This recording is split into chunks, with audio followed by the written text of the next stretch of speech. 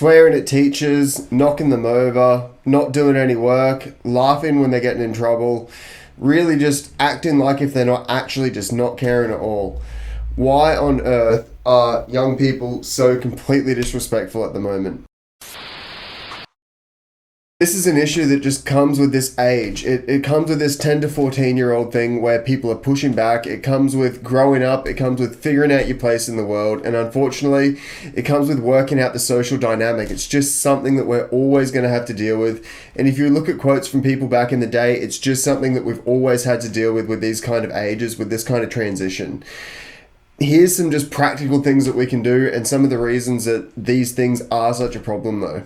Number one, dopamine. We hear about dopamine all the time these days. If you just Google it real quickly, you'll see exactly what it is. You'll see exactly how it controls us. You'll see exactly how it can influence and affect our lives. With our children, one of the biggest places that I've seen this dopamine thing really come in and control and really cause a lot of these problems and a lot of this disrespect is with their food. We don't realize that just by feeding them the easy food, by giving them things that are full of white flour, things that are full of pastry, things that are full of butter and the trans fats, all the oil that we cook things in now, these are literally hijacking their dopamine system, setting them up for instant reward, for instant gratification. Anybody that's set up to be instantly gratified and to get everything they want in every single moment is always going to be disrespectful, because as soon as we say no to them, as soon as we push back, as soon as these things aren't exactly how they want, when they want, and where they want, they're going to have a problem, and they're going to look at us and think that we're the problem. They're going to always think that whoever's imposing this rule and this boundary on them is the issue. They're not realizing that it's their own brain chemistry that is influencing a lot of these decisions.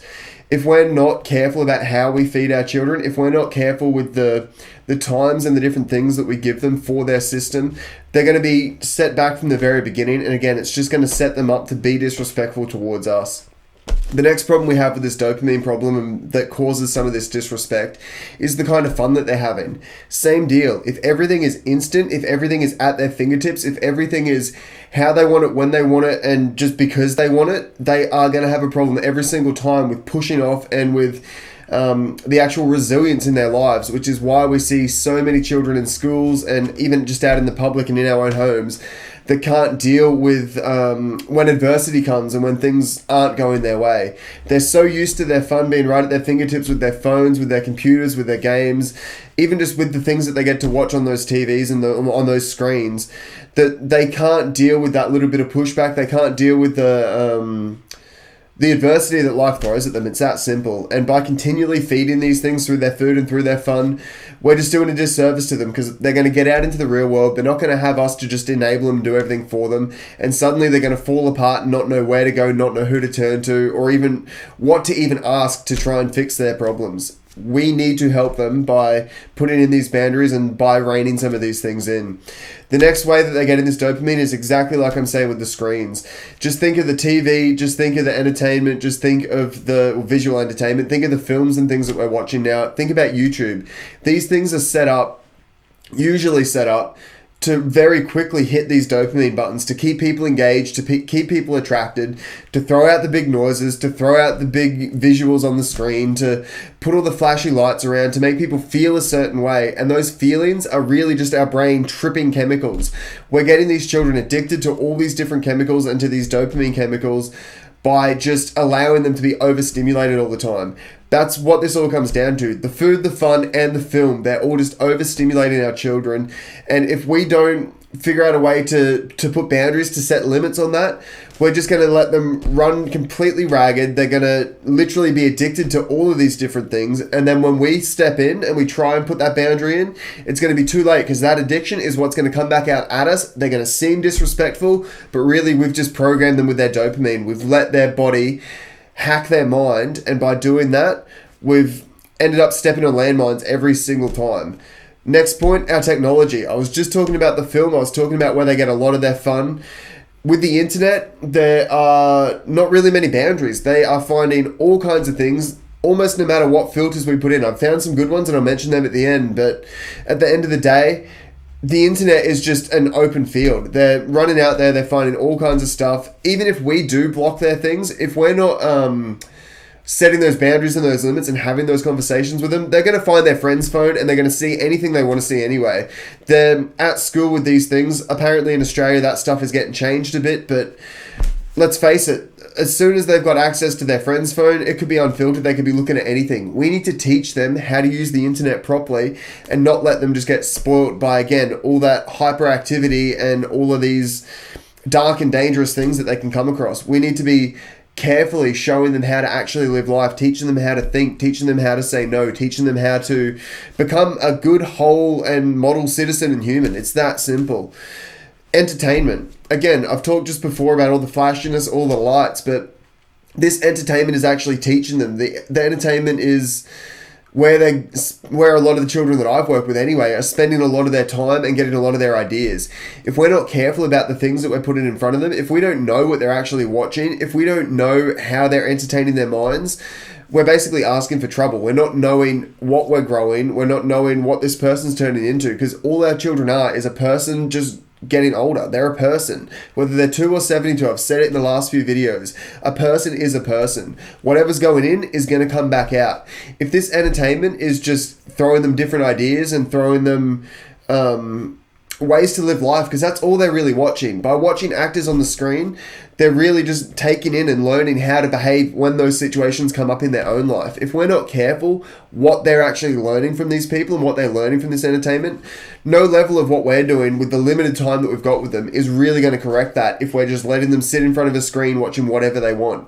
They're going to feed the lowest common denominator. They're going to just copy what they're already doing to make themselves feel valid as a person, especially in this 10 to 14-year-old age where they're trying to feel validation, but also feel out how they move through society. We need to be much more careful, much more tactical with what we're letting go into their mind and into their eyes, because this is what's really teaching them. They're spending so much time there and so little time with us if we're just pumping them with screens and screen time, that we're going to lose them. We're not going to have a clue where they're headed, and we're not going to have a clue what's motivating and driving them. That's why we need to be careful with the internet, with our entertainment. We also just need to make sure that we're connecting with them. They're connecting through this entertainment, through this technology, to so many different parts of the world, to so many different things that we don't even understand. I've been coaching children recently where they've got friends in America, they've got friends in just all these different places in the world, America, Japan, and when I find out the things that they're talking about with these people, I know that their parents would be shocked and are shocked when I tell their parents what's actually going on with this stuff. The kind of conversations that they're having, the kind of people they're meeting, if these people are even real. These people could be, who knows at this point, they could be anybody. And they could just be pretending to be whatever age or whatever person. Sometimes they'll talk to them by voice, sometimes they'll see them, but other times they're just typing away. They're so connected and they've got so much access to so many things that we don't even realize they're connected to, that we don't even realize they have access to. The girl that I'm thinking of right now was literally talking to people at like 1, 2, 3 in the morning, not getting to sleep, because she felt like these were her people. It was just confirmation bias. It was giving her exactly what she thought she needed, exactly what she thought really mattered to her, exactly what she thought the world worked like. And by continually having the exact same thing just pumped in, it just reaffirmed an idea from a teenager. We don't need to have them thinking, well, it sounds bad, but I don't care. We don't need them thinking and believing that everything that they think is right, because how many silly things have our children said to us? How many silly things have we heard come from children? If we're just letting them talk to each other and letting them be connected to who knows who on the internet and who knows who through technology, they're going to confirm the ideas that they've already got. We're going to lose them before we even get the opportunity to find them. We don't want that. We need to be careful what they're connected to, how they're connected. And one of the biggest ways and one of the biggest problems for this disrespect is coming from the internet, coming from the technology. Be careful with what you allow them to do. Be careful with where you send them, and be careful who they're actually interacting with. Because a lot of the time, we don't have a clue as the parents of these children. We don't have a clue as the carers, even as the teachers, what's really going on. We need to actually be there with them, spending the time and connecting with them instead of letting them connect out in the wild. Let's go with the wild. Expectations. These children don't have many expectations put on them, or they have too many. These are the two ways that this stuff goes, but all it comes down to is our bonding time. They're expecting a certain amount of bonding and a certain amount of communication and relationship from us. If we're not giving them that, they're not going to admit it. They don't even know how to ask for it. And a lot of times they don't even realize that that's what they need. But we need to be ready, willing, and able to give them the time that they need. Give them more than the time that they need. We need to be willing to give them all the time that we've got. We need to be focused. We need to be giving them their actual time and space with us. Not alone, with us. It needs to be bonding. If we're not actually doing things together, if we're sitting there on our phone, if we're distracted in the corner, if we're sitting on the couch but we're not even taking in the things that are happening, if we're even just sitting on the screens with them, we're not truly bonding. We need to do things with our children that are actually letting them be who they truly are and letting them express themselves. We need to be asking the questions and doing the things that matter to them, and sharing the experiences that we've got. It needs to be this two-way communication. It's not just us telling them what to do all the time. We need to be actually there listening. We need to be actually there interacting with them. We need to be sharing in their lives and in the things that they're interested in. That's where we're going to see the red flags. That's how we can know what the problems are with the technology. That's how we can actually start to teach them and guide them and tell them some of the pitfalls that we went through. We just need to be open and honest and spending that time really, really crafting that relationship with our children so that we've actually got a right and a way into their life. If we don't spend the time, if we don't truly know them, we don't really have a right to come in to tell them what they're doing wrong. We don't really have a right to tell them what to do. We need to build that mutual respect. We need to let their respect grow for us, and we need to let some of our guard and our walls down, be a little bit more humble and grow in respect for this person that we're raising. Again, it's a person, not a child. Just because they can't express themselves, just because they haven't completely formed yet, doesn't mean they're not another autonomous body. We need to give them that bit of respect while also putting in these boundaries and being close to them and caring for them. But if we're not spending the time, we can't know how to even start there. We're going to end up with these next two problems with expectations. We're either going to be too tight on the boundaries or we're going to be too loose. The two biggest pitfalls, it's like we're walking just on like a very, very thin cliff. One side, we've got too many boundaries, too many rules, and too much you have to do this, and being almost like a drill sergeant saying, you do this right now, that's how it goes. Or we can easily slip into, oh no, I was given too much of this harshness. Now I'm going to just let my children do whatever they want. They're free range, they're like chickens out in the wild, let them go, they'll figure it out. We need to be somewhere in the middle where we're putting our expectations down and having strong boundaries, firm boundaries, not strong boundaries, firm boundaries that don't move. They need to constrain us as well as our child. If we say something's happening, we need to actually do it instead of just letting them run around and figure those things out on their own. We don't want to slip into everything you say goes, but you don't want to slip into you need to do everything exactly micromanaging. We don't want to slip into micromanaging and making them literally just be like a little soldier, a little clone of us. We need to set the boundaries but let them figure out who they are within those boundaries, because that should just be to keep them safe, which is the problem with just being free range. If we're not putting those boundaries down, they're not going to have respect for us, and by default almost, they're not really going to learn to respect themselves. It's going to be easy for them to just be blown by the wind, to just be led by people that are not going to be having their best interest in mind. And as they get older, we're going to see more and more issues because we've left them to themselves to figure out everything along the way. Right in the middle is where we have the boundary, but we let them figure out the world inside of that boundary. If we can walk that fine line, it's going to be a little bit more difficult, especially at the beginning, to set up, but it's going to, in the long run, save us so much time and so much heartache. They're going to learn to make the good choices. They're going to grow in their independence. And because of that, we're going to have somebody that's actually firm, actually bold, and actually thoughtful in the way that they live their life. We can't let them just run away. We can't just tell them exactly what to do, because neither of those things are going to teach them to actually think for themselves. That's what we're trying to do. We want to have a child that thinks for themselves, makes the good choices, can actually reason within their own mind, and can problem solve and figure out the things that they need to figure out in their own life. We can give them little tasks. We can give them ideas to improve their own life and just let them decide what they do instead of telling them what to do.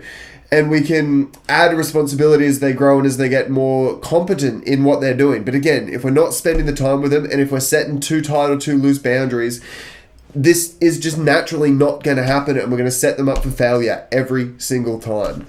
What we're trying to do is to train these children.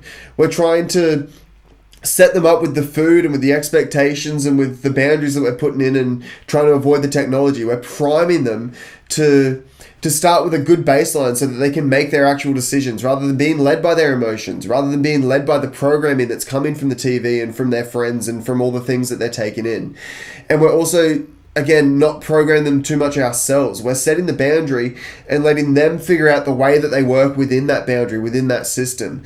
If we can do that, we're going to end up with so many more conversations, and that means that we're going to be able to not really program them, but to really help them to plan out their own life. We're going to be able to We're going to be able to program them to make their own decisions properly, like I was just talking about, by taking care of our attitudes and not just being too stern, by not cutting them down all the time, by making the effort to say as little and less than necessary.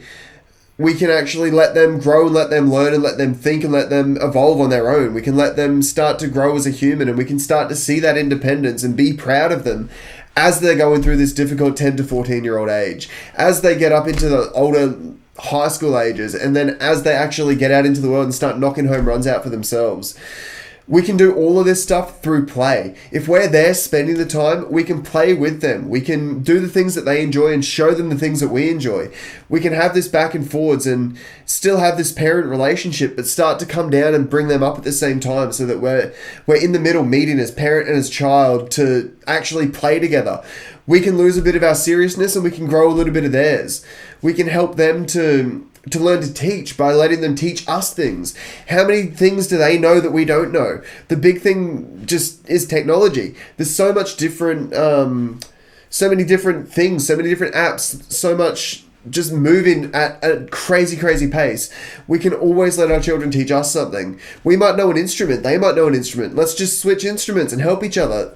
Whatever it is, find a way to let them teach and find a way to be able to teach. By playing like this, we can be setting our children up to just completely win life. Now, I've titled this thing, Why Are Kids Disrespectful? I don't like calling children kids. They're not baby goats, but if we let them go off on our own, if we let them raise themselves, if we let them just learn from all the people at school and the people around them and the people they find online and through the media, every single time we're going to end up with goats. We're going to have people that as soon as we turn our back are going to just butt up against us. They're going to headbutt us. They're going to try and hurt us. That brings me back to something that I talked about at the beginning. I literally watched boys that were fairly respectful, but a little group of trouble when they were about 9. And then literally when they came into year 4 over here at 10 years old, year 5 over here, 10 years old, one of them literally barged their teacher over. I watched this disrespect just grow. They turned into little baby goats. They literally ended up, well, not headbutting, but barging their teacher, and they knocked this poor woman to the ground. 10-year-old boy, he wasn't even that tall. Insanity. That's what happens when we're not careful about this stuff. That's what happens when we let them run off with the dopamine, run off with the technology, run off without expectations or with expectations that are too harsh. And when we're not actually training them, we're not actually teaching them. We get goats, we get kids. We don't want that. We want children that grow into competent adults. If we're there, if we're close, and if we're actually thoughtful and planning out a long game instead of what we feel in the moment, if we can hold our tongue, if we can hold our attitude, and we can actually interact with these people instead of just telling them what to do and being demanding, this is going to be much simpler than it sounds, and you're going to knock it out the park and have an awesome adult. Whatever it is that you're going through, find the information, take the time to come up with a plan, and remember, you don't need to give them an instant response. You can hold your response, and sometimes that's going to be even better because it'll make them think about what they did, how they could solve it themselves, and honestly be a little bit fearful of what you might come and say to them. Take your time, do it carefully, don't just fall into the disrespect trap where you just hit them back with the same thing, or it's going to get worse every single time and quickly. You got this. See you later.